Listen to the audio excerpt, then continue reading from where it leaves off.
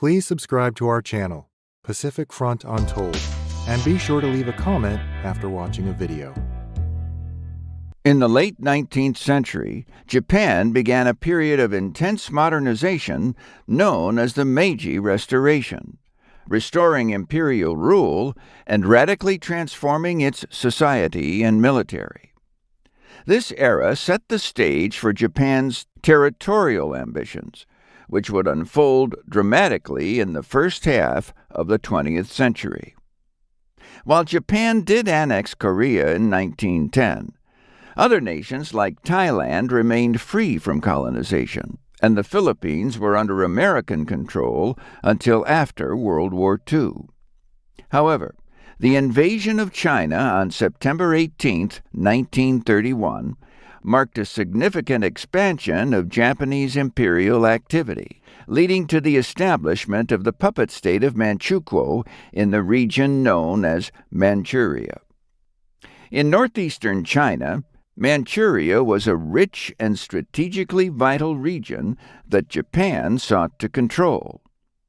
Following the Mukden incident, a staged explosion by the Imperial Japanese Army meant to justify their invasion, Japan swiftly moved to establish a puppet government in Manchuria by March 1932. Initially proclaimed a republic, Manchukuo was soon transformed into a monarchy aligned with Japan's imperial interests, setting the stage for widespread exploitation and the suffering among the local populations. Manchukuo was the site of countless atrocities against the local population for almost 15 years. The Japanese exploitation of Manchuria was multifaceted, focusing mainly on the region's abundant natural resources. Civilians were coerced into labor, often having to surrender their lands and work under harsh conditions in factories and infrastructure projects. These workers faced grueling work and severe shortages of food and basic necessities, further exacerbated by Japanese control over the economy.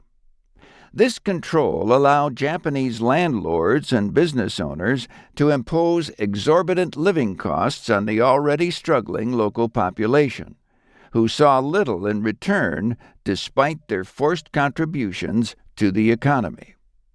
In addition, the civilian population was forced to assimilate into Japanese culture, even though Manchukuo was often promoted as both a multicultural and multi-ethnic state. This could be attributed to the fact that the region's demographic was divided into four main subgroups: Native Koreans and Chinese, Manchus, Russian exiles, and Japanese colonizers. Among the four, only the Japanese thrived in Manchukuo during this time, given that the control and influence they held over the government allowed them to exploit other groups in the area. Even the Koreans, who were frequently favored over the Chinese in their conflicts by the Japanese and also maintained high positions in local politics at times, fell victim to the exploitative nature of Manchukuo's economic system. They were also a part of militant movements, which led to some rebellions against the Korean population. Meanwhile, growing efforts by the Japanese to industrialize Manchukuo prompted many Chinese people to immigrate to the area, as the average wage for workers was higher. However, a majority of these workers were not paid on time, thus increasing poverty rates across the region. Since the Russians were anti-Soviet and therefore did not have an embassy in Manchukuo, they were rather easy targets for the Japanese to exploit and manipulate. As for the Manchus, most had left during the Qing dynasty, but those who remained were treated similarly to their Chinese counterparts. Interestingly, the exact number of Manchus that resided in Manchukuo during this time is largely unknown, given that Japanese officials did not count them. Since they were not Japanese, every other subgroup within the state was merely recognized as second-class citizens. As second-class citizens, they were expected to follow Japanese rules and traditions, which were implemented into governmental policies. These policies included the adoption of Japanese names and the abolition of cultural norms and values outside of Japan. As World War II intensified, the hardships faced by the non-Japanese residents of Manchukuo only worsened, with the Japanese military exerting even greater control over the region. The end of the war and the subsequent liberation of Manchuria did little to heal the deep wounds inflicted by years of occupation immediately.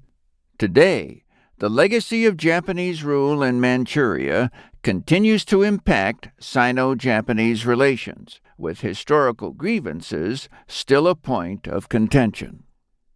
Understanding the full scope of life in occupied Manchuria underscores not only the harsh realities faced by those under Japanese rule, but also the lasting implications of such historical events on regional dynamics in East Asia.